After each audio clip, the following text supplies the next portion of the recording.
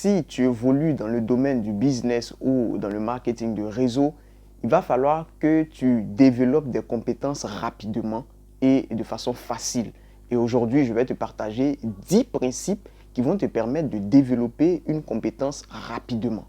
Si tu ne me connais pas, je m'appelle Arnold, je partage du contenu sur le marketing relationnel ou encore le business.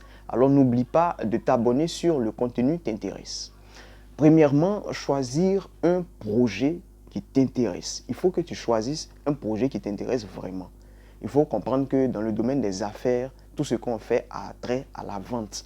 Et si on ne vend pas de produits, on ne va pas avoir de bénéfices pour pouvoir faire tourner, bien sûr, l'entreprise jusqu'à ce qu'on mette la clé sous le paillasson. Alors, ça peut être la vente.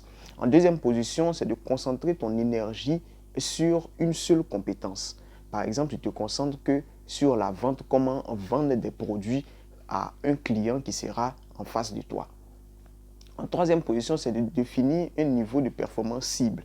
Quel niveau de performance tu veux atteindre? Peut-être que tu veux savoir vendre peut-être 10 produits par jour.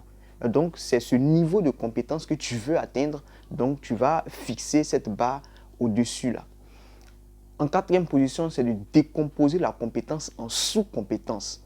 Par exemple, dans le domaine des affaires, il faut savoir que la vente, c'est plusieurs choses. Il y a la prospection, il y a les présentations commerciales, il y a les suivis, il y a les formations, il y a les recrutements, il y a plusieurs choses dans la vente. Peut-être que comme tu viens d'arriver ou tu es nouveau, tu te dis que tu ne sais pas par où commencer, alors tu peux commencer déjà par la prospection. Une bonne base de données de clients va te permettre de pouvoir vendre plusieurs produits. Ensuite, en cinquième position, c'est de te procurer des outils indispensables pour la pratiquer. Par exemple, quand on vient de débuter dans le business, il est crucial de se procurer des documents, des livres, d'écouter des livres audio qui parlent peut-être de la vente ou du domaine du business. Il ne faut pas se priver de ça. Il faut que tu aies ça. En sixième position, c'est d'éliminer tous les obstacles à la pratique. Peut-être que tu dois faire des prospections, mais bizarrement, tu es sur ton téléphone, tu es en train de manipuler ton téléphone. Et quand tu t'en rends compte, 3 heures de temps est passé, tu as oublié d'appeler peut-être les différents prospects. Alors, c'est d'enlever tout cela et de te focaliser sur le fait que tu dois t'accorder du temps pour la pratique que tu dois mettre en place. En septième position, de réserver du temps à la pratique, comme je disais, réserve du temps à la pratique. Si tu dois pratiquer cela à 14h30, tous les jours à 14h30, tu dois commencer à prendre ton téléphone et puis commencer à appeler les prospects que tu devais appeler. En huitième position, c'est d'organiser des retours d'informations rapides. Par exemple, si tu travailles avec des associés en étroite collaboration, où vous êtes toujours ensemble, il va falloir que eux te font un feedback. Et ce feedback va te permettre de savoir à quel niveau tu es, qu'est-ce que tu fais, est-ce que tu évolues, est-ce que tu respectes tes engagements. Alors si tu es seul comme moi et que tu travailles tout seul, tu n'as personne autour de toi, il va falloir que tu te fasses une liste. C'est la liste que tu vas te faire.